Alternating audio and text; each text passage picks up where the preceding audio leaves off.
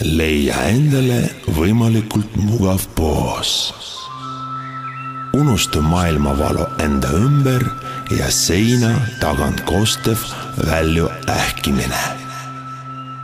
Keskendu oma hingamisele, ära ohi.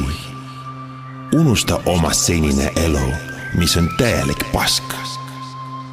Kujuta end mõttest ette oma lemmikohta, ära muretse. WC-paber ei lõppe otse niipea. Ole rahulik. Sind ei aita tavameditsiin. Hinga rahulikult.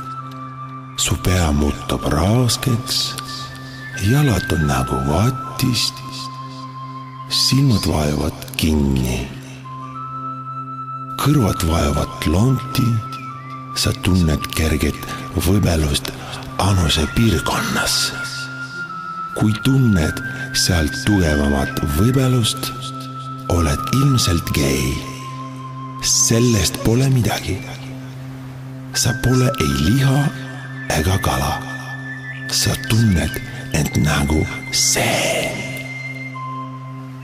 Lama rahulikult edasi. Nüüd kujuta end ette kaunise mäestiku. Kõrval vuliseb oja, mäe all on väike linnake. Linnakeses on plaadikauplus. Kui mäe turgutav seanss lõpeb, tõused sa püsti ja sead oma sammud sinna poodi ja ostad A-rühma albumi.